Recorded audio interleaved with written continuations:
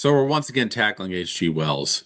And I forget, I think we left off in chapter four, maybe starting chapter four. Does that sound about right? Well, we've been doing chapter one and we skipped over to chapter four to see certain elements of it. And I don't mind skipping over stuff again. In the last couple of days, I'm going to be honest, I've been reading chapters 10, 11, and 12 as much as I can before they Yeah. make me grow up. And you had said something about how just it made you almost ill to read this guy. Yes, yes, it really did. Um, the sheer quantity of unsupported bull crap that he Oh, puts out in yeah. those Okay. chapters. Okay. Saying, and this, of course, is the way the world is. And I'm like, no, this is not the way the world is. And Well, of I course, often we what need to yeah. do away with all these things from the past because they're no longer serving us. It's like, I Yeah. don't know, they seem pretty good to me. Yeah, Chesterton who says don't tear down the walls until you know why they were put up in the first place, right?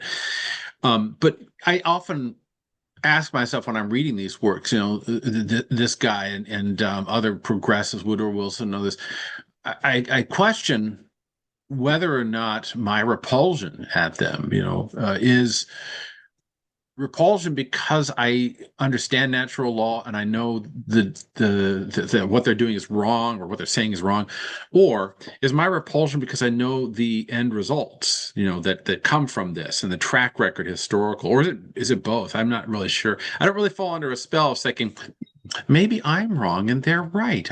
Maybe I should reconsider my views. I just don't do that. I'm like, no, they're freaking wrong, and this is why.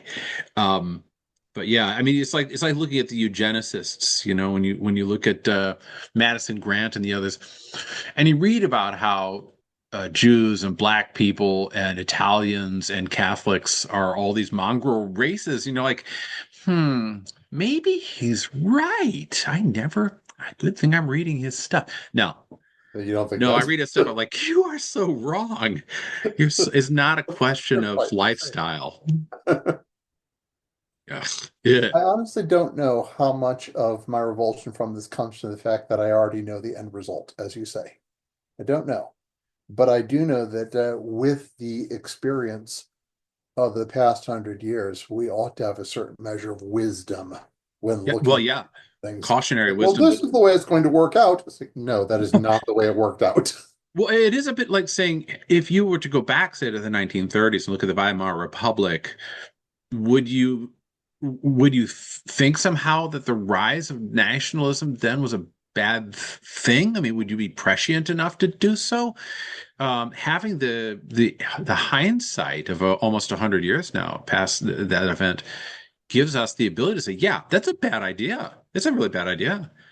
But I wonder at the time, people reading H.G. Wells, whether they would have had that kind of foresight. I think the only reason I say yes, they would is because you see the evidence of it in Chesterton and Belloc and others that were writing against these guys and saying, you are knuckleheads.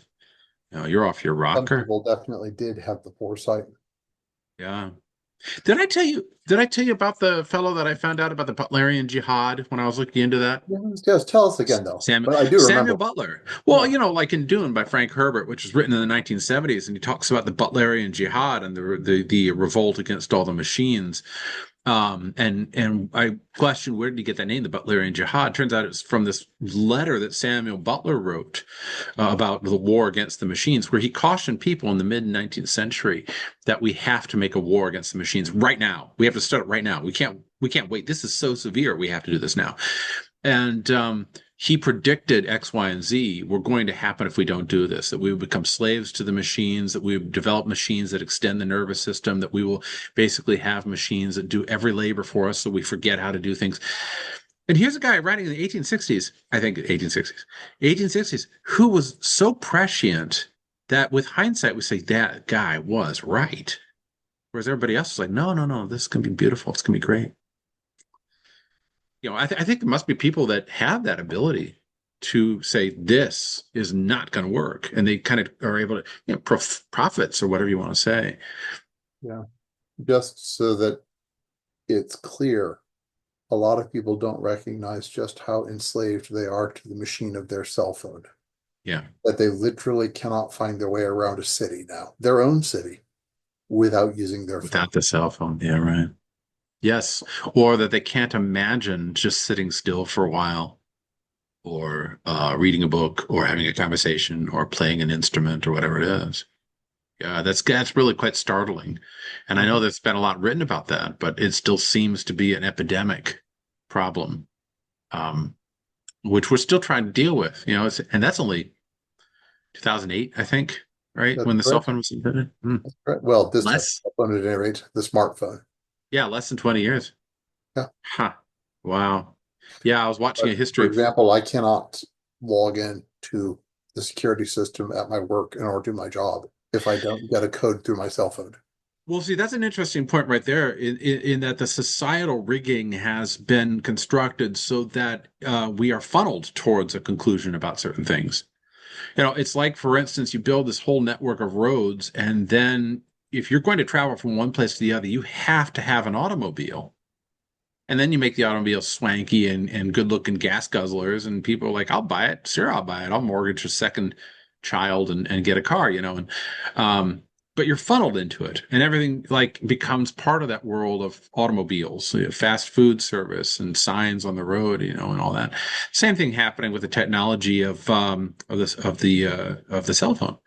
At least in America. I mean, it doesn't necessarily happen in other countries. It actually is With interesting you bring this up because my experience in Japan, where so many people do take the train from one place to another, the whole set of support industries, you mentioned safe fast food and so forth, they exist as part of the train stations Yep.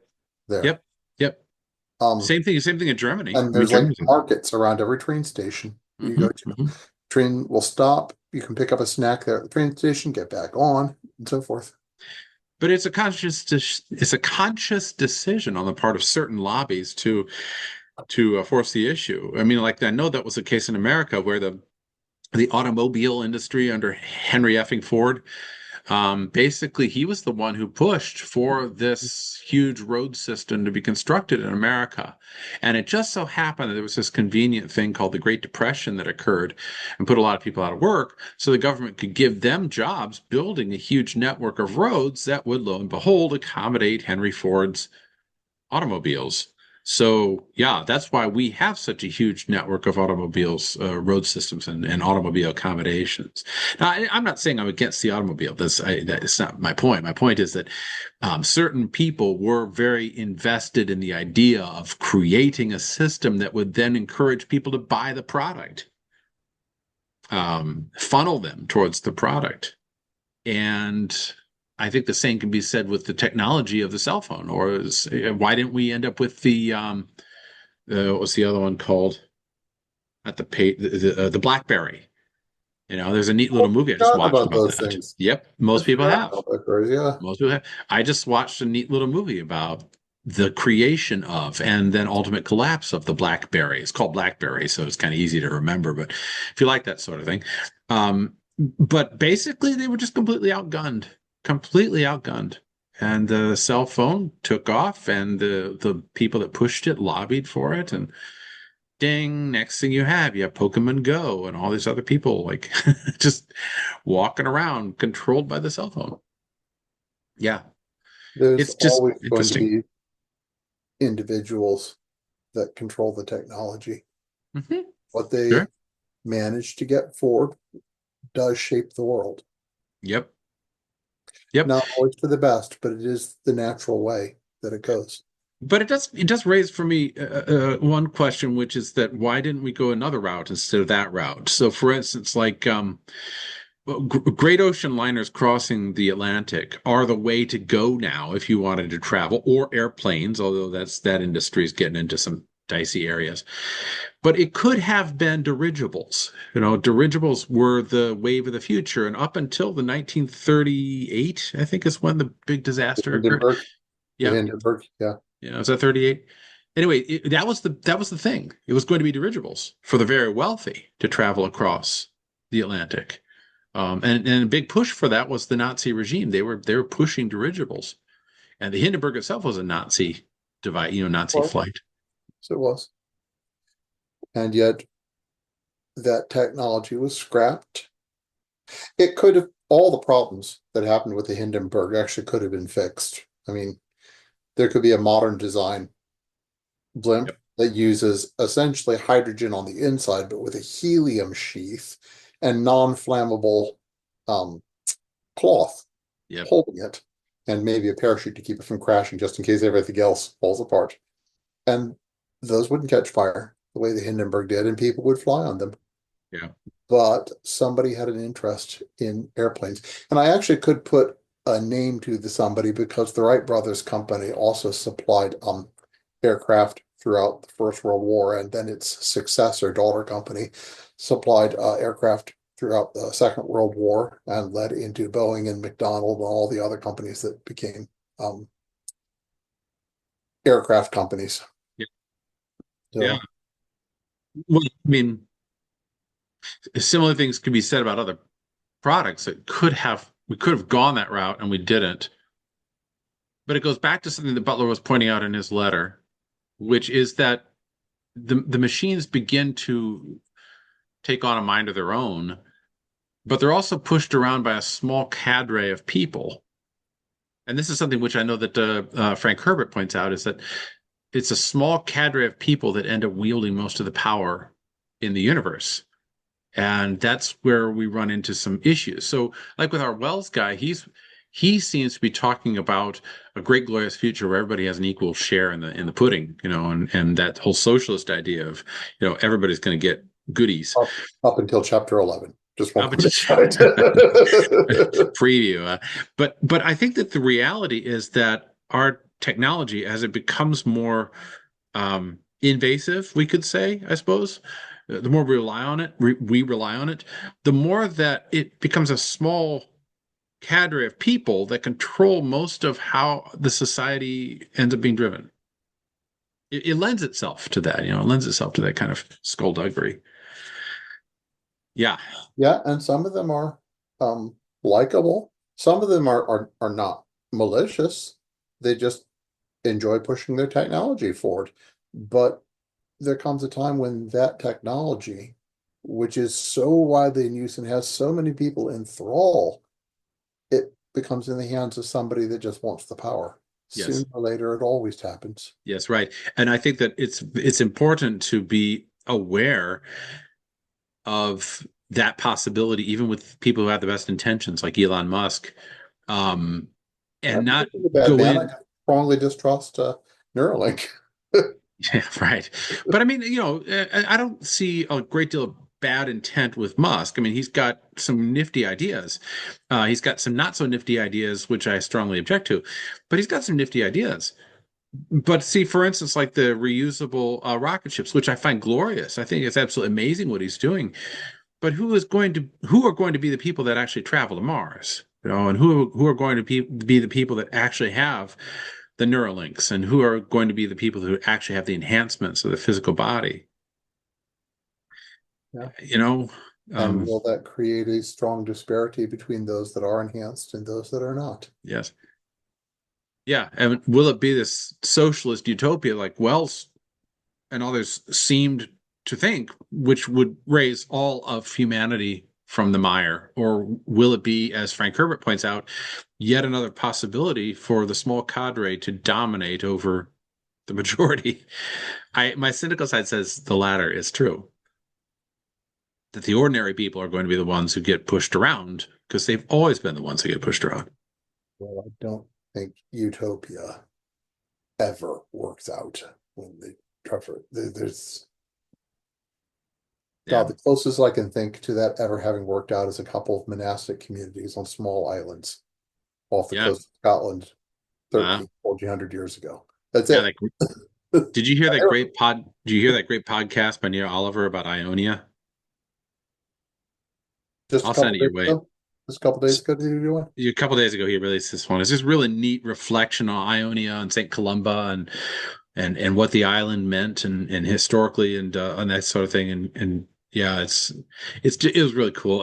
I was thinking about that as these are monks that voluntarily left civilization to create their own little civilization. It's kind of what it has to be. It has to be a voluntary thing Mhm. that you create your community out of mutual cooperation, so to speak, and not be forced into a 5-minute city, as I'm afraid they're probably going to do in California now.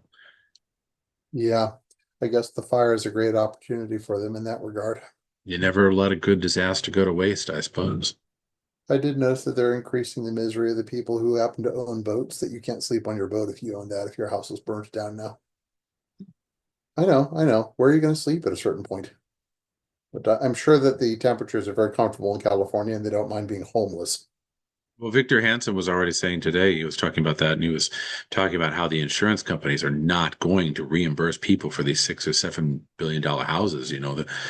At the most, they'll probably say, we'll give you $1 billion, and then buy the land that remains, right? And then they'll sell it off to some developer.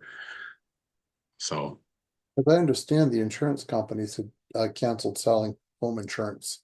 yeah, I That think that's right. a couple of years ago because Yeah, they said the fire risk was so great they couldn't that afford to take the chance. that sounds right to me too. So Yeah, it sounds the right to me too. insurance companies aren't going to pay out anything to them, I believe. Yeah, right, right. Well, I mean, it's it's again, it's an example of the good intentions of the progressives ending up being a little bit on the negative side. So, yeah, but that I suppose that should bring us towards the text itself because I do want to go through the text, Yes. and I know I apologize. I'm doing this cold. Both I haven't read it, and it's also cold. Sorry, Minnesota joke, but I get it. By the way, just to make you feel jealous, North Carolina is actually pretty nice today. yeah, Sun shut up. shining, about 50 degrees out. So, and I read the Always. text, so I'm really not doing it cold. We're supposed to be up to 47 degrees by Friday. So, yay, 47, which is fine because it was 9 degrees this morning. So, That'd be an we'll see. improvement. But I'm doing the text cold. And so, as a quick refresher, he was talking last time that we read about how history has been sort of this series of difficulties and disasters. And then along came science, and kind of fixed everything, or at least gave the opportunity to fix everything. And here we are now, I think, asking the question of where do we go? Where do we go next? Um, and he's about to tell us about the idea of the open conspiracy in chapter 2, if that rings at all true with you. Yes, Um, yes, that he's going to spell that out. And then in chapter 3, he's going to be talking about how we have to fix our minds so that we yeah. can accept the idea of an open conspiracy. Okay, so let me share this so we have the text up. Yeah, we'll withhold judgment on this for just a minute. All right, I'll accept that it's possible that my mind is broken and needs to be fixed. Yes, maybe it's all your fault, hey? The All right, let's see here. way So it is on my screen, by the way, some of the text has just got a big gray bar across it. Okay, now the gray bar is at the bottom, so it's no longer is a it problem. good? Okay. Yeah, I think the Great Bar is my ubiquitous bar. And I really do forget where I left off last time. Into He's chapter 2. We were in the yeah, middle of chapter 1, but honestly, we got the point across. Chapter 1 is his essential religious background of why all the that's conspiracy right. is necessary and how this is a great religious moment for us. He never uses the word religious, but it is the Right. creation myth that he tells Yeah, about. that's right. I remember that we were This, talking about that, how this is more of a formative text in a way to talk about how, setting an alternate viewpoint of how the world works to the religious viewpoint, the Christian viewpoint. Yeah, and he asked, what does moral mean? Right? Morality is the conduct of life. And then he asks at the very end of this chapter, there must be a reconstruction, a changeover. But what sort of a changeover? What sort of change should we create here? What are we to do with our immediately in lives? disagreement with him that we have to make a great changeover of the entire world. But hey, let's go on, okay? But, that gets back to what we talked about before about meddling in the lives of everybody else and this the tumultuous attempts to change society that occurred starting in the 1840s, with the riots in Germany, but then really came to a head at the turn of the century there with the tumult that led to World War One and then the tumult in between the wars. Um, you start trying to change over things radically. Uh, it doesn't seem to go well, generally speaking. Always seems to have The people suffer for it. wisdom of us being able to look back on what actually happened. Yeah, right. But then he asks at the end of this chapter something which I do think is a very this is a theological question he's asking. I mean, it's posed as a scientific question, but it's really a theological question, I think. He says, our lives are part of one another. We cannot get away from it. We are items in a social mass.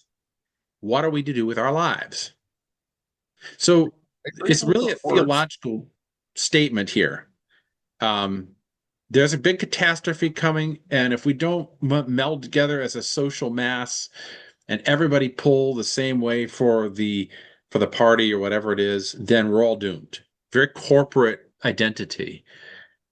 But it's also a theological question because if we ask, what are we to do with our lives? Or if you're asking, like, what is our place in the universe? You have to bring up a teleological um, philosophy. Like, what's the end goal? What's the purpose? What's the point of life? And I think for Wells, it seems the end goal is the perfection of the race as a whole. It's not individuals finding their place in God, in God's plan, or it's not each individual man being saved by Jesus Christ. It's each individual person as they relate to the whole, working for the perfection of the whole. Does that make sense? Yes, it does. It does. Um, that's going to be borne out as we read this further. You'll see. Okay. All right. So what immediately, before we get into this, what immediately might be problematic about the individual being subordinated to the party or This the is the mass? weird thing because the statement, our lives are part of one another. We cannot get away from it. We are items in a social mass. This is true.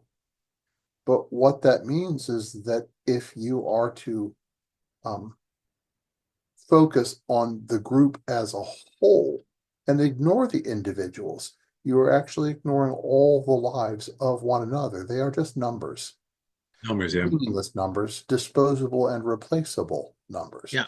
It's Whereas if this, you approach it from the other direction, each individual is responsible through grace for coming further into grace. Then necessarily the whole must also be coming further into grace. yeah, it's this term, a social mass. And You we know, are. I agree with this. I mean, we are. It's just, as I said last time, I'm not sure he means the same thing. In fact, I know he doesn't mean the same thing that right. I would mean. Which is typical. But I think my objection to the whole thing is the terminology itself is problematic because to be a social mass is different from saying we are a family or a brotherhood, or even to say that we are a species. It's different. Social mass seems to imply, on the one hand, a faceless, nameless um, cogs in a machine, rather than individuals who work collaboratively, or individuals who love one another, or individuals who are working for their own, working out their own salvation in fear and trembling. It's very similar to what was said under Maoist China. The corporate identity there, or what you hear in Solzhenitsyn and his Gulag Archipelago, is very similar to that kind of like everything for the party, nothing for the individual crap.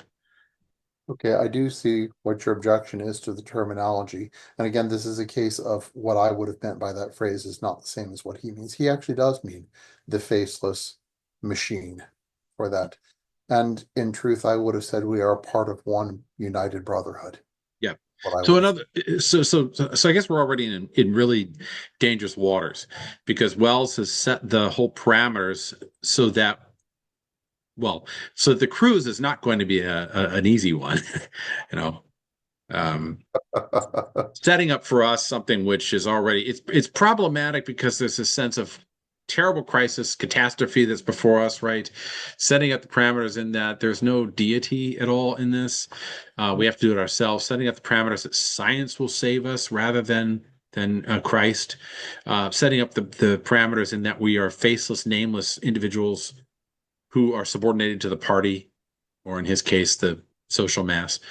So there are all these things that he's already done, which really make the whole discussion very one-sided, I think. Yeah, and I guess I was wrong to concede even the language to him on that particular part. I can see nothing. He who controls the language. Yeah, yeah, yeah, yeah, yeah. Yeah. He who controls the language controls the discussion. Right. Right. And if you're So, reading this and you're like, oh, there's a crisis coming, oh my God, then you run around like an ant. One of those ants has been disturbed in the ant hive, ants are part of a social mass. Yeah, right, Disposable and right. replaceable. Yeah, you run around like, oh, the social mass is in danger. I Uh, will give my blood for the party or whatever it is. And then you have, riots essentially, and you have World War One, and then you have, you know, the whole thing that led up to World War Two. So, by okay, the way, his right. opening of chapter two, I will tell you, this is also deeply annoying to me because of this fake humility that he starts out with. Just Oh, okay, it's like okay. nails on a blackboard to me. Well, I'll read it so in a way so it will be soothing to you. Chapter Please do. two, the idea of the open conspiracy. Yeah. Before we begin, conspiracy means basically just breathing together. Hmm. Yeah. And conspiracy normally has the idea of working in the shadows, working illegitimately almost. I remember that I was working with a certain religious group um, at one time in Texas, and they adopted this as a term, that we were working it's a conspiracy Sure. together, right? I just, At the time, rough I with them. thought, gosh, the Spanish just doesn't translate into It English doesn't all that well. translate. But maybe that's the word they used. I think that's yeah, I think so. I think Chesterton was making fun of this maybe when he said that marriage is a conspiracy for the good, right? Marriage is a duel to the death. Never thought of I that. don't know, maybe. Anyway, Wells says, I am a writer upon social and political matters. Essentially, I am a very ordinary, undistinguished person. I have a mediocre brain, a very average brain, and the way in which my mind reacts to these problems is therefore very much the way in which most brains will react to them. But because it is my business to write and think about these questions, because on that account I am able to give more time and attention to them than most people, I am able to get rather ahead of my equals and to write articles and books just a little before the ideas I experience become plain to scores of thousands, and then to hundreds of thousands, and at last to millions of other people. And so it happened Boy, that a he few years increases. ago, Sorry, good. Oh, I'll yeah, yeah. finish the paragraph. And so it happened that a few years ago, round about 1927, I became very anxious to clear up and give form to a knot of suggestions that seemed to me to have in them the solution of this riddle of adapting our lives to the immense new possibilities and the immense new dangers that confront mankind. Okay, so what's the objection? He seems like an ordinary bloke. Sure does. Sure does. One of you, Yeah. right? Hello, fellow humans, I totally catch the reference. right? I Hello, have lived among hello. the bears for some time now, and they consider me one of theirs. Um, no, he's like I'm a likable guy. I just happen to have been thrown into the position where I have to tell you guys this. Um, I'm not that smart. It's not that radical what I'm about to tell you. Well, spoiler, it is. So let me play devil's advocate for just a minute here. Sure, go ahead. My He mind is talks ordinary enough. he t- he talks about the immense new possibilities, and then he talks about the immense new dangers confronting mankind. Um, he had written, I think, already the War of the Worlds, and so he was already considering the possibility of invasion from a hostile species from outer space, which we call science fiction. But there's a possibility of that happening. Um, what if he's what if he's right? How would he get people motivated to look up to the stars, so to speak, as they say at the end of War of the Worlds movie? Um, what there are new possibilities, it's true, but with those possibilities are these new dangers. Why wouldn't Wells? Why wouldn't this be something we should take account of? And we can't just live our lives in the Shire the whole time, right? And pretend like nothing's happening, right?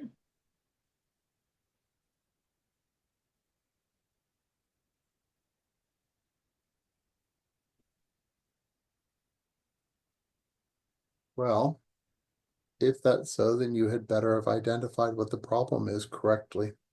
and given the solution that will actually work, as opposed to one that will just wind up making you better food for the aliens when they arrive. Mhm, mhm, mhm. And so I guess my objection is that he is demanding this complete subordination of all governments and all people towards a very few who actually do know what they're doing. And yes, you'll find that that ultimately is exactly what he's saying. So in other words, the Ordinal so in authority other to we do so will that they and their wisdom will be able to guide us past these problems. so in other words, the thing that will be brought up here in the near future is that the experts need to guide humanity because the dangers are so immense that unless we do this, we will be wiped out. He's using the crisis in order Yes, to that's what he gain says. the control. Yeah, okay. Now, and the reason I bring this up is because I thought for some time about the progressives, even the current progressives. Um, they're normally depicted as, this sort of snidely whiplash. I'm going to control the universe. But what if they really do believe earnestly that there is no other way to save humanity? That they earnestly believe that this is the route to go. Um, Well, I'm sure they do. And yeah, here's the weird thing. The people that have done the most monstrous things, both at the personal level and at the governmental level, have always thought that they were in the right yep, about it. yep. The man that beats his children is doing that because he thinks that he's saving them from doing something stupid that they would choose without him doing that. He's not beating them because he enjoys beating, because Hopefully. he thinks it's necessary. He says, well, this is something that is necessary to stop you from doing a greater evil. The So, yeah. personal and the public level are always the same. People always think that they're on the side of the right. That doesn't mean that you are. No, right, exactly. And if you're identifying the problem on the one hand, then the solution has to be one that actually is good for humanity and isn't ultimately destructive, I would hope. Um, so assuming that he has identified that these immense new dangers correctly, and I'm guessing the immense new dangers are something along the lines of War of the Worlds, one would have to have some other Or say solution. nuclear war. That's the one that always is thrown at us. What will we Okay, do? yeah, nuclear war, yeah, it's another good one. Um, or Overpopulation? some or some virus that might kill humanity. Sure. Yeah, yeah, yeah, Could be any crisis. They're yeah. all coming. We only have to have the wise people to stop them. And the wise people need to be given total control. Yes. Yes. Yeah. And the James difference. Lindsay, when I asked James Lindsay, Dr. James Lindsay, about this in a letter to his website. I'm pretty sure he made a podcast in response to that question and others probably asking the same question. His response about socialism, the biggest problem with socialism was that they never admit they're wrong. They never admit they're wrong. I thought that was a pretty good response, but then I got to asking, why don't they ever admit they're wrong? I think it's because in the mind of the socialist, or in the mind of whatever this is called, progressivism or Fabianism, they don't admit they're wrong because they absolutely are convinced that they're right.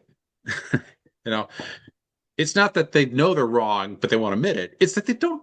It doesn't even enter into their head that this might be wrong. So like for instance, when you're fixing the human race and perfecting the human race by culling out the weak and taking out the lesser races and taking out anybody that is a criminal, and by taking out, I mean liquidating. And by liquidating, I mean killing. When you're doing that, you are absolutely right because the human race, in order to progress, has to be strong and healthy and free of disease, right? And all that kind of thing. And so you're doing the right thing. Yeah. I'm sure they believe that. Kind of awful. I think you're going to find out that very next paragraph speaks to this a little bit right here. No doubt. Let me ask you one more thing. 1927 is the year he brings up. That's the point where he says, I became very anxious. Why that year? Wasn't there some kind of financial collapse that happened around then?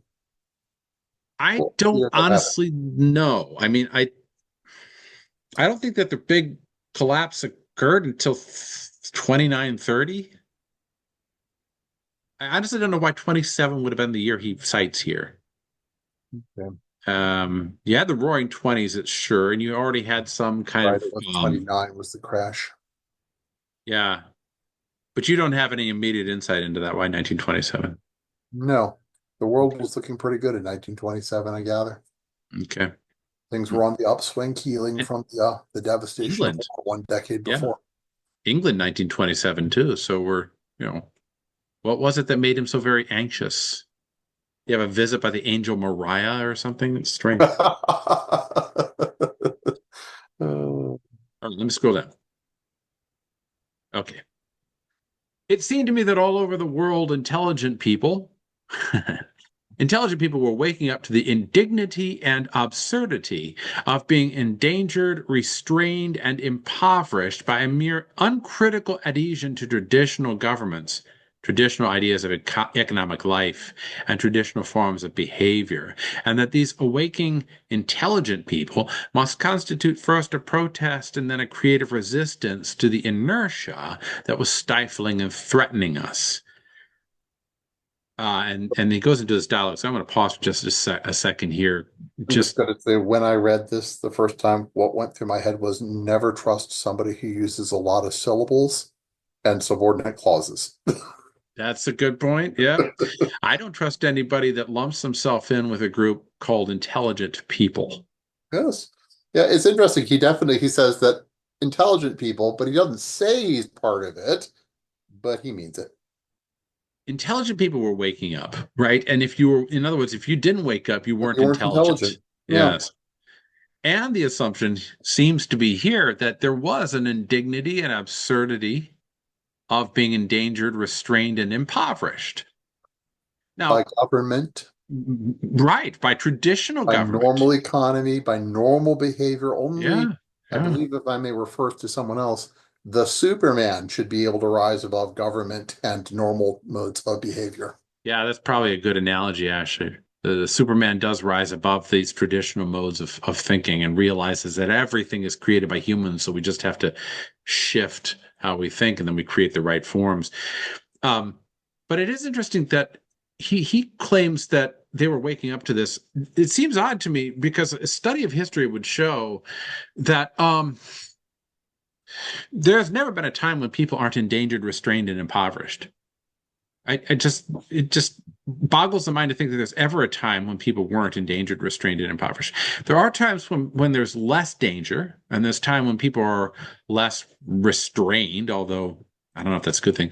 And there is times when the economy of certain areas is on a whole less impoverished or more economically sound. That's true. But there's never been a time when that's been absent from human existence, right? No, because to a degree, it's good to But it have would, some of that, to have it in a limited amount.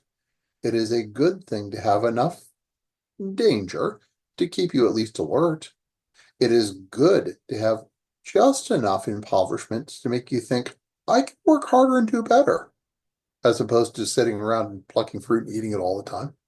And as for restrained, I have known people that have cast off the restraint, sometimes of their marriage, and yeah. found that they were not free. They were Yeah. just lost. Good point. Good point. This is it's odd to me too that the 1880s in America, I know, was this group of very wealthy people saying, "Why can't we have everybody live on this level of wealth?" You see this in Bellamy's work, Edward Bellamy, and also Madison Grant claiming this. Why can't everybody be free of danger and unrestrained and wealthy? The way to do it really is to educate and to increase production and to decrease the population by about three quarters, reduce the population to about a quarter of the size that it was before. And by doing that, more people will be more wealthy and less in danger. That's the thinking in the 1880s in America. Now, one might scratch one's head and says, well, if you're going to reduce the population by three-fourths, how? How are you going to do that? Well, Uh, again, the people that do that tends to think that wealth is measured in how big a pile of gold you can put up. yes, This it's is true. not what wealth is. This is not what the money of the world represents. Yeah, Um, but yeah. those intelligent people that he's referring to seem to think that that's exactly what it is, and that if you want apples, you simply have to go out and take some money and go buy apples, and that's all that there is to it. Well, The I hate apples are to going to be break there. it to you, the amount of creativity, ingenuity, and effort that went into you getting apples in the middle of winter in friggin' Minnesota is immense. It is indeed, and this is something which I really marvel at with a guy like Wells. Was he so isolated from the normal workings of life that he didn't understand that when you reduce the population to a tremendous degree, you actually can't get apples or whatever it is? Or I mean, anything else. the evidence is pretty obvious there when you look at what happened in Russia. You reduce the population, say in Ukraine, and all of a sudden, guess what? You don't get bread anywhere in Russia. Mhm. Oh, um, But was Madison Grant and Edward Bellamy, were they ignorant of the way the world actually works? I just they were. they must have been. I think that a lot of people today are that ignorant too, that they really truly Oh, don't ever think uh, about what it takes to get yeah, the things that you want. I mean, there's an essay from the 1950s called "I Pencil," which is actually a very good essay. Somebody everybody should read this. But it goes into just how much it takes to get a simple thing like a pencil. really. That it's so difficult, no one human being can actually pull it off. Hmm, hmm. A pencil. So, We're not talking complicated here, much so less an well, iPhone. yeah, right, exactly. So wealth or capital is something which is dependent upon a great many people being involved in the process. And the more Um, people there are, the more wealth there is. right, right.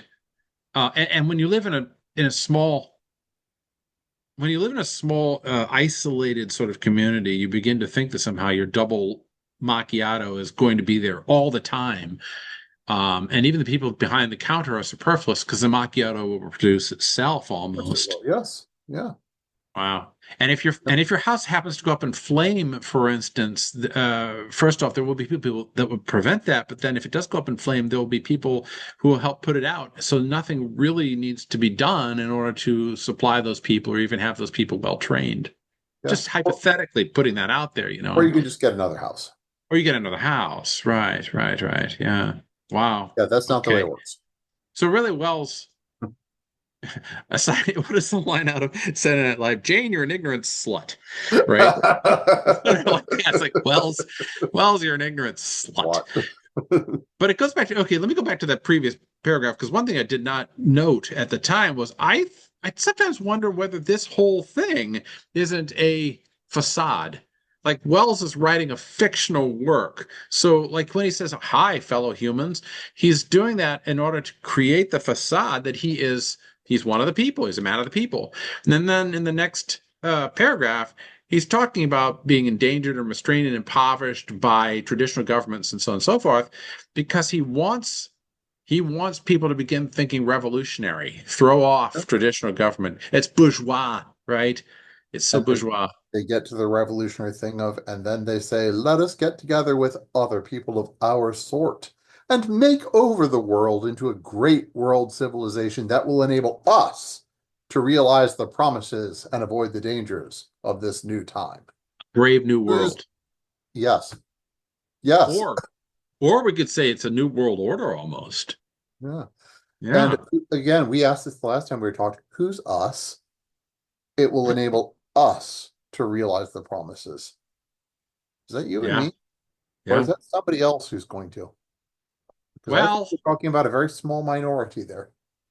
yeah, I think you're right. I mean, technically in the document, he's talking about these intelligent people that wake up and they're crimped, they're restrained and they awaken and they imagine saying, "Oh, we're drifting. We're doing nothing worthwhile with our lives. Our lives are dull and stupid and not good enough." Right? So what are we going to do? Let's make this new world. Let's have revolution, throw off the traditional stuff. Yeah, yeah. Um, and I think he's tapping into something that must have been to some degree in the air already, the cultural atmosphere, because you see stuff like this in sort of the discontent of literature. I mean, Great Gatsby, for instance, kind of hints at this sense of not having enough to do, or you see this in Russian literature, late Russian literature of the 19th century. This attitude of gosh, I'm just drifting. What is the something was thinking of other writers who did this in the late 19th century. They write about how there are people that Madame seem Bovary, to be Gustave overly Flaubert, wealthy. What's that? Gustave Flaubert and Madame Bovary, Flaubert. for Yeah, example. that's true. That's A true. great specimen Um, of drifting. What are we going to do with our life? And in her yeah. case, it winds up in total ruin, of course. Yep. Age Yeah. of Innocence, by I forget the author suddenly, Age of Innocence, but it's a similar type of thing. House of Mirth, right? By Edith Wharton. A lot of the pieces of literature during that era, late 19th, early 20th century, was this sort of like drifting through life and wanting something stupendous to happen. And as it says in later on in Apocalypse Now, right? For my sins, I was granted a mission, right? For your sins, you're granted a war. But I think that in some ways that idea of drifting leading to we have to create this revolution, you'd think it would be checked by the massive carnage that occurred back in the 1910s, 1914 to 18, that World War One would somehow say, look, this is not a route we want to go again. But I guess Wells maybe was tapping into something that was there. I don't know. The Roaring Twenties might have led already to people thinking we need to do something. Um, unless of course it's a facade. It's a rabble rousing facade, which I still think is the case. It seems Well, like a document some like of this his is. true colors start showing through as we keep going on, because you'll All notice right. in the very next paragraph it changes Okay. from they said it to we did this. Yes. Yes. Yes. Read that next Something one then. slipped. It seems to me that as, one after another, we woke up, that is what we should be saying. It amounted to a protest, first mental, then practical. It amounted to a sort of unpremeditated and unorganized conspiracy against the fragmentary and insufficient governments and the widespread greed, appropriation, clumsiness, and waste that are now going on. But unlike conspiracies in general, this widening protest and conspiracy against established things would, by its very nature, go on in the daylight. It would be willing to accept participation and help from every quarter. It would, in fact, become an open conspiracy, a necessary, naturally evolved conspiracy to adjust our dislocated world. Good. What does that phrase mean? Adjust our dislocated world. What does that mean? I'm so glad you asked that. And again, look at how many syllables he uses. Command of the English language. Yeah. Okay. So first off, Our the the dislocated world. the phrase sounds like somebody who's trying to fix a machine. I'll just put that out. Okay. But a dislocated world, what does he mean by that? Does he mean that the world is out of joint, oh wicked spite that ever I was born to set it right, as Hamlet says way back in the 1600s? Is this dislocated world supposed to be set against the idea of a fallen world, which is the religious way of looking at it? Yes, but he doesn't use the religious term. He uses the No, he mechanical doesn't. term. The No, he mechanic. doesn't. It's a dislocated world. It's off, right? You just have to put it in its proper location and it will be right. Dislocated world. Dislocated world. Huh. And to Also, adjust it. yeah, That's interesting too, because fiddle with the little gears until it's in yeah, the right. that's like we intelligent people, right, who woke up have the ability somehow to adjust to fix the world, to And fix to adjust it. yeah, Hmm. the arrogance of saying that you do have the knowledge and wisdom to do uh, to make man unfallen, because there's just mechanical problems with people's nature. That's Yes, right, right. it's just a question of You juices see why I in the get in the skull. nauseous if I keep reading this? We've only gone a few paragraphs in, and I'm already feeling the revulsion to this idea coming up.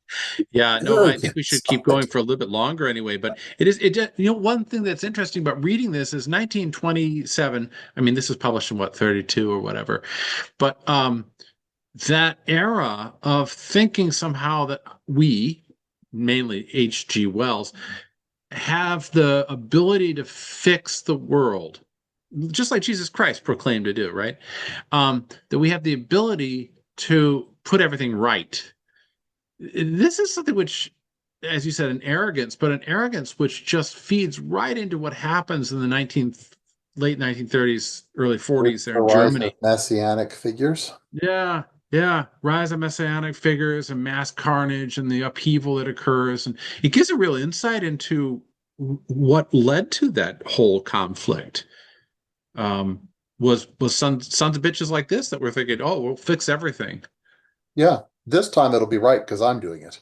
I'm doing it. They've done it wrong before. What is it that communism has never been done correctly, but we'll do it right this time. By the way, that's in chapter 10 or 11 too. Oh, is it? Oh, good. Okay, Yeah, great. I laughed when I ran across that line. It's like, oh, well, they've just never really done real communism in Russia. Good Lord. Well, that's another interesting point to make. I mean, when was the Holodomor, right? 1930s. So it would have been after his awakening of 1927. I don't know if it had started when he published this work, though. I'll have to look I'm at. wondering about that. It says Okay, 32 to 33. but he published this in 32, so it can't have been Yeah. white yet. Well, no, I mean, I don't think it was known even until the 1960s, maybe 50s, Oh, it was known in the 30s. but it wasn't widespreadly known. I think people were like Uh, denying this for some what was time. that chap from the New My York my my, under, Times who my understanding is that Stalin and the others buried all the evidence of this. So it was known here and there. I mean, George Orwell heard about it, certainly. There no. were certain correspondents who even saw it. But I think it was radically denied and suppressed and all this until the 50s or so. But I guess my point being is I don't think that the Holodomor was influenced by Wells, and I don't think Wells was influenced by the Holodomor. What is intriguing is that you've got this document saying um, that we're going to make everything right. We're going to fix everything. And you've got Stalin and the other communists in Russia saying, we're going to fix it so that we produce more grain. Everything's going to go really well, even though we're denying real science and even though we have a corrupt bureaucracy. And so this really, really, really bad thing occurred almost simultaneously with the time that Wells was writing how we're going to make everything right. It's kind of ironic in a horrible kind of way, I guess. Anyway, here we are. We're going to adjust our dislocated world. And he says, I made various attempts to develop this idea. I published a little book called The Open Conspiracy as early as 28, into which I put what I had in my mind at that time. It was a excuse me. It was an unsatisfactory little book when I published it, not quite plain enough and not quite confident enough and evidently unsure of its readers. I could not find out how to do it better at the time, and it seemed in its way to say something of living and current interest, and so I published it. But I arranged things so that I could withdraw it in a year or so. That I did, and this present book is a largely rewritten version, much clearer and more explicit. Since that first publication, we have all got forward surprisingly. Events have hustled thought along and have been hustled along by thought.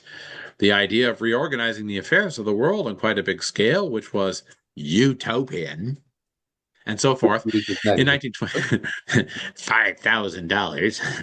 In 1926 and 27, and still bold in 1928, has now spread about the world until nearly everybody has it. Oh, goodness gracious. Um, it has broken out all over the place, thanks largely to the mental stimulation of the Russian 5-year plan. There you go. That's what I was talking about. Yeah, yeah. Yay, 5-year plan. It'll fix Ukraine. Hundreds of thousands of people everywhere are now thinking upon the lines foreshadowed by my open conspiracy, not because they had ever heard of the book or phrase, but because that was the way thought was going. He was just a little bit ahead of the curve in his own words. Yeah. Prescient Well, enough to yeah. see what was going to happen, being one of Yeah. the intelligent people. He obviously had his finger on the pulse of the entire world. And, that's not easy to do, especially because you can't find the wrist too easily. But what is the line here? The idea of reorganizing the affairs of the world on quite a big scale was set forth, and now it's all over the world, all over the place. So everybody's thinking about resetting, reorganizing the affairs of the world on quite a big scale. Big scale, big scale. Yeah. Yeah. The whole world being under one order. Yeah. Well, God knows that reorganization and attempt to reset the world definitely came to its full fruition beginning in 1938.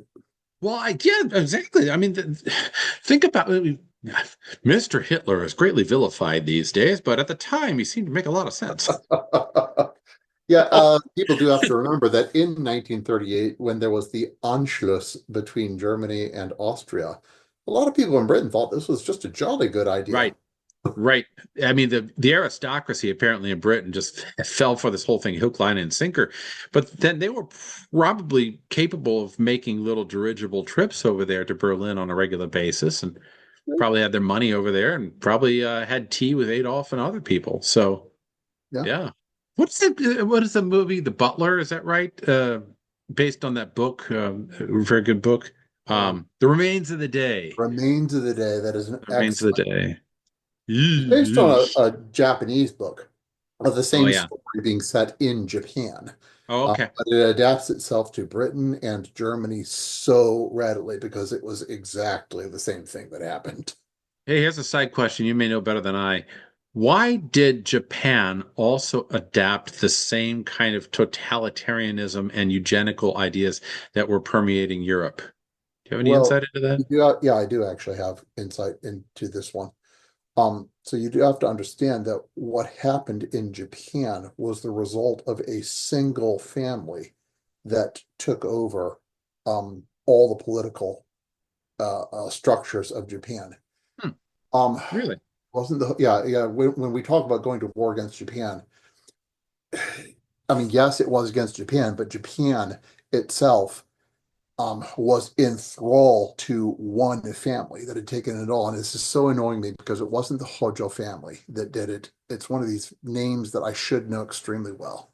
That's fine. You can At come the back to it end later. of the 19th century, it all began when um, one samurai of this family refused to give way to some British diplomats, like physically on the road, refused to give way. They wouldn't give way to him, so he took out his sword, he killed them.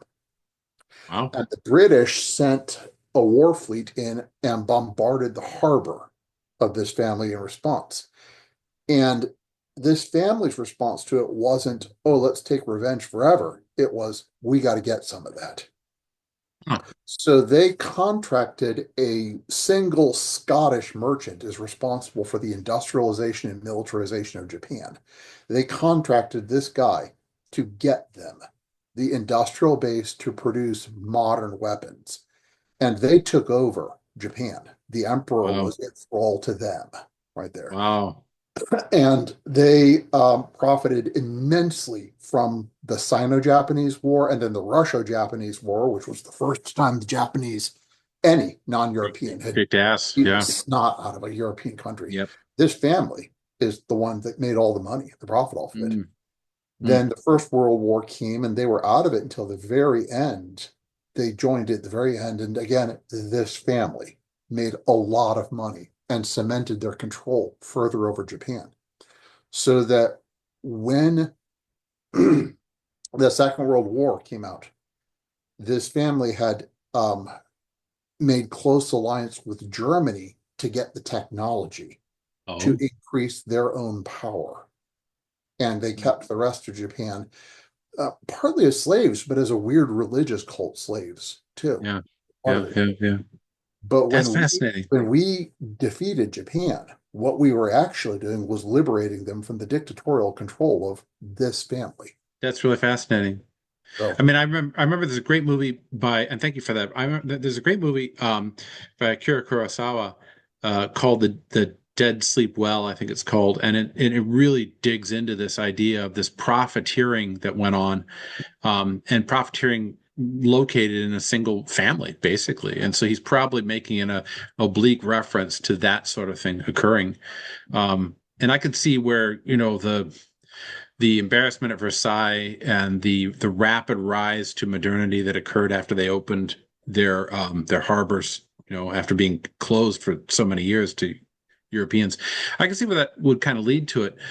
But the massive industrialization under a single family, that brings things into a new light. And even the tapping into German industrialism and German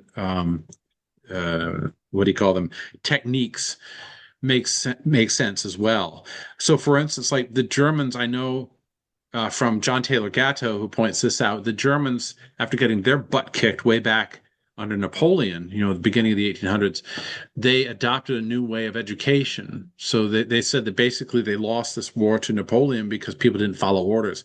And so they created a new education system where they weren't training kids for wisdom or for knowledge or for expanding their minds. They were training them to be obedient. And the whole design of the program was to train kids to comply, so that when they had a military eventually, from these kids, you would have people that would be very efficient, comply very quickly with whatever order was given, and have a certain level of, I don't know what it was, lethal edge to them. Hmm.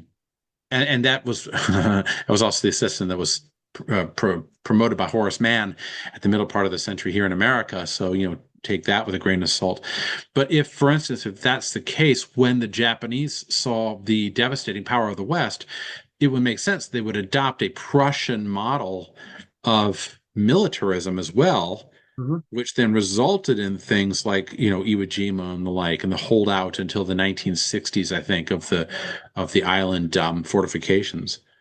Um, Yes, the soldiers that never even knew the war had ended, so they yeah, just kept living their life as if they were still defending it yeah. decades later. I think the thing that mystifies me Just remember still, the name of the family that did it. Sorry, it's the Satsuma family. And Satsuma. Thomas Blake Okay. Glover was the Scotsman that they contracted to do it all. Thomas Blake Glover. Wow. Okay. He Good to also know. is the founder of the Kirin Ichiban Brewery, among other things. Oh, really? Yeah. Huh. Interesting. Strange how that occurs. Um, the thing that mystifies me is, and I've thought of this after much reading, is why did Japan adopt the eugenics ideas that were so prominent as well? Well, they'd Because they all, seem to have. I hate to say this about Japan, but they'd always been, like for centuries, very racist people Is that and right? Okay. regarded themselves as the superior race over those barbarians like the Chinese or the Koreans. Okay. That part was not novel. All right. So that just kind of fit right into where they were already Yeah. as a culture, which I Yeah. suppose happens when you're an isolated island that has been attacked by Mongols a couple times. Which has been saved by miraculous interaction Right. at the time of Right. Davos too. So your culture is the chosen culture. But anyway, this is all tangential to H.G. Wells, but just interesting to me that on the other side of the world, this was developing so that we ended up as United States and allies fighting not just Germany and Italy, but fighting on the other side of the globe as well. So Yes. anyway, okay, so back to our conspiracy because I want to finish up here, and at least with this section. Um, this last bit of the Russian 5-year plan is really, that hits home. That hits home. Yes. Again, because he's writing about that as if it's a good thing. We're It's a looking good back on it. We thing. know exactly what happened with the Oh, various 5-year plans. oh gosh, the mental stimulation of the Russian 5-year plan. Oof. Yeah, I'm sure you're And isn't mentally it shocking? It's stimulated like when you're. how wonderful. We all should be Yeah, doing such things. yeah. You think about those poor people there in Ukraine and elsewhere, but just Yeah. struggling just to stay alive. Yes. And Um, the fact that the Russian 5-year plan is the idea that led to the Nazi 5-year plan, yes, and the Maoist. fascist 5-year plan, both in Spain and Yep. also in Italy. And I hate to say it, in America, we were coming up with 5-year plans. Yes, that was a strange choice of words among certain politicians, wasn't it? Yeah. Yeah. Uh, both before and then most recently as well. Anyway, back to the document. Um, oh yeah, and by the way, it wasn't because of his open conspiracy book. He's not taking credit for it, obviously, but He would he sure is love to taking. know. He is taking credit for it at the same time. The first open conspiracy conveyed the general idea of a world reconstructed, but it was very vague about the particular way in which this or that individual life could be lived in relation to that general idea. It gave a general answer to the question, what are we to do with our lives? It said, help to make over the new world amidst the confusions of the old. But when the question was asked, what am I to do with my life? The reply was much less satisfactory. Yeah, and again, we've said this before, but he claims as absolute fact basically assumptions, axioms, things that have no proof. So, like to say the confusions of the old, Mhm. right? This is to assume that the old world was confused and didn't know what it was doing. It's like saying the people of the medieval era were generally stupid, and then the Enlightenment happened, you know. Um, Also suggesting that people until now have never gained wisdom from experience before. yeah. That's what he's claiming, Will. Yeah, no, you're right. And that people have never asked the question, what are we to do with our lives? Like Mhm. this is somehow a novel question. Yeah. He's Wow. taking credit for something that is centuries older than him ever coming up with it, except that Yeah. people before him I mean came that up that with whole better workable answers. yeah, well, but they didn't have the nice swanky term new world in capital letters, Novus no Mundi. less.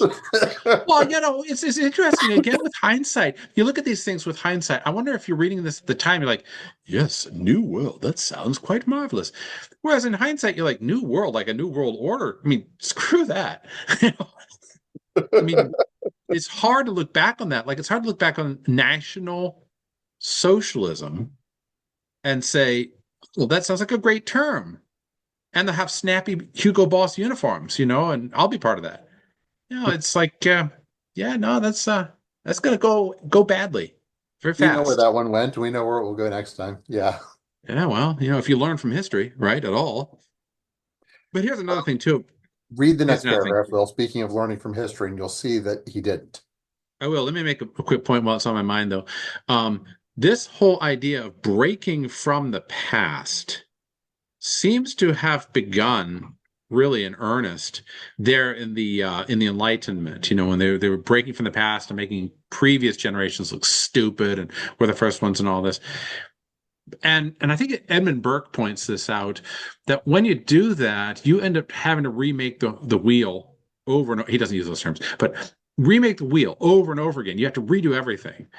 You have to really establish all this basis of knowledge that leads up to the thing you're trying to do. But you also have a certain arrogance with that in that those people back there were stupid, but I am going to get it right. I can never be wrong. I have an almost divine mandate, which goes back to James Lindsay's statement. You know, the problem with socialism is they never admit they're wrong. Of course, they never admit they're wrong, because if they were to do so, that would mean that the past wasn't as stupid as all that, and they weren't God too, I suppose. Anyway, Preach it, brother. what am I to do with my life? Here's the next paragraph. The intervening years of thought and experience make it possible now to bring this general Now, idea of a reconstructive effort, an attempt to build up a new world within the dangers and disharmonies of our present state, into a much closer and more explicit relation to the individual open conspirator. We can present the thing in a better light and handle it with a surer touch. Right. Yeah, we'll get it right this time. Right. you Oh, mentioned Elon Musk earlier, yeah. and his whole philosophy with the SpaceX Corporation is to try it, watch it blow up, figure out why it blew up, fix that, try it again because you've learned something from what happened previously.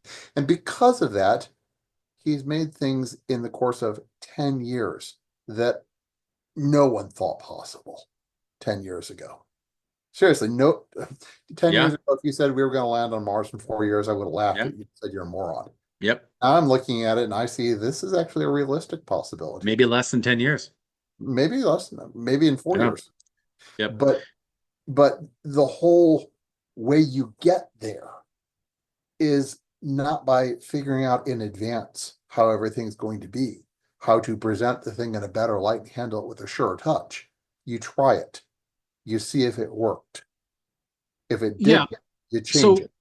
yeah, and so to apply that to this, the better way would be to look at what people have done in the past and said, well, that worked and that worked and that worked, but that didn't work. And why didn't that work? And what can we do to not go that route? Right? Yes. That is the way of wisdom. Which, we're only maybe a tenth through this document. So we're looking at another 9/10 of writing, which is going to say, I'm assuming, this is what we should do. That you're Right? you're dead on the mark. That's exactly what it's going to say. How I honestly don't know. How influential was this document, the Open Conspiracy? And if it wasn't influential, how prominent was that thinking in general that we have the answer, we have the right way of doing things? I will say that I don't know if this was influential, but it certainly is an accurate description of what happened, what was attempted afterwards. It is not an accurate description of the result of what was attempted.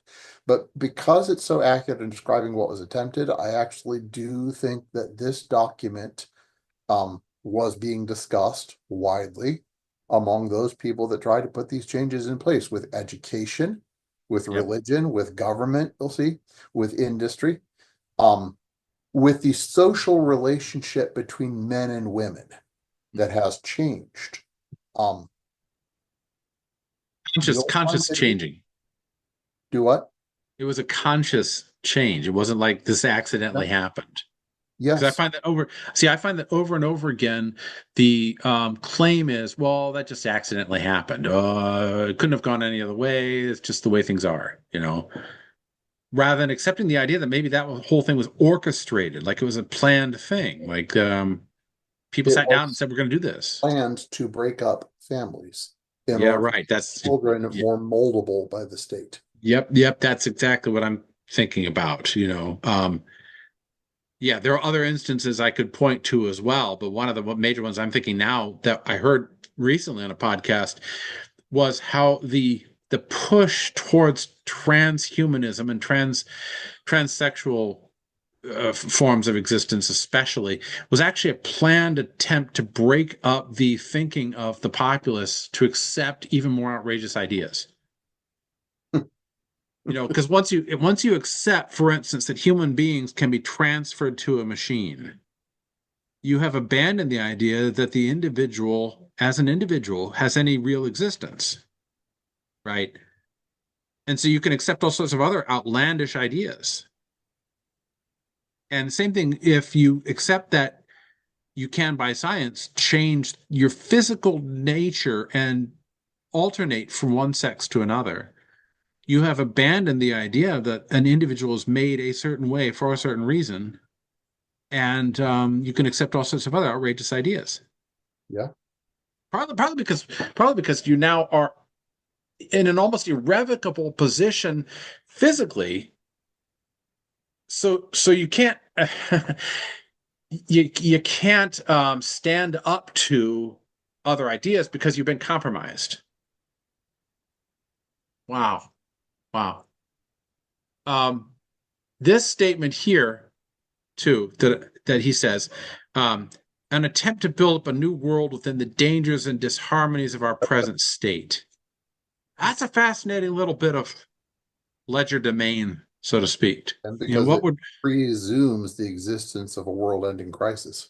Yeah, right, exactly. It reiterates this idea of crisis and disharmony and danger.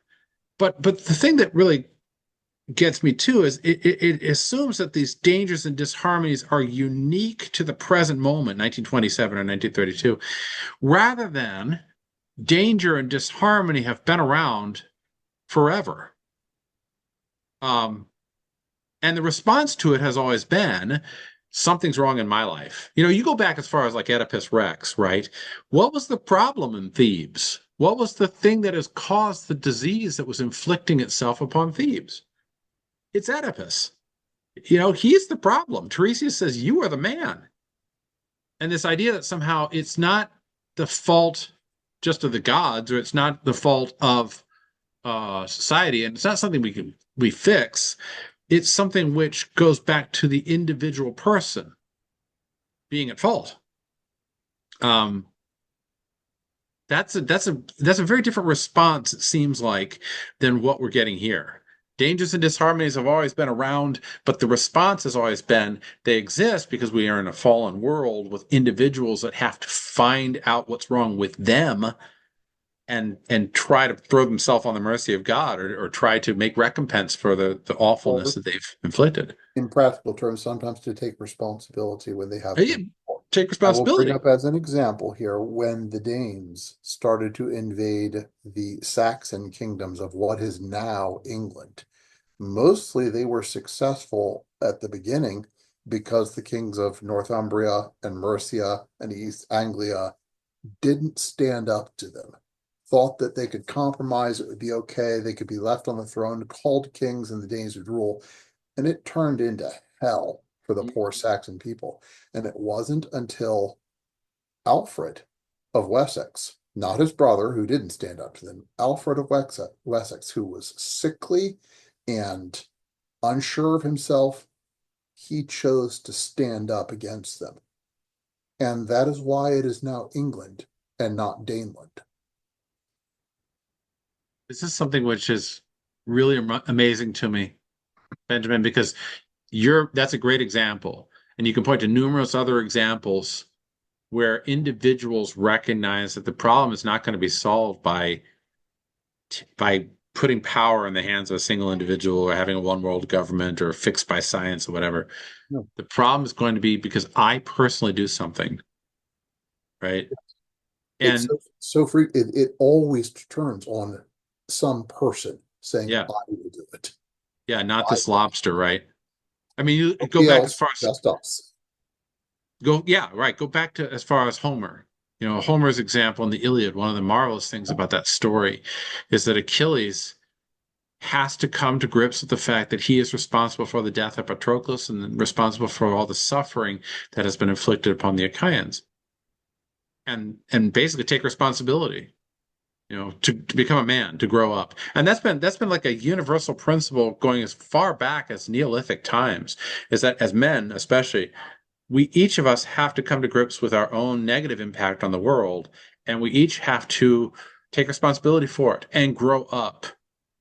So one of the added things I'm seeing here in Wells is you as an individual reading this don't have to grow up. You simply have to give yourself over to the larger powers of experts, of people who are intelligent, so that we can guide you in the right direction. It's an infantilizing, basically, that occurs here.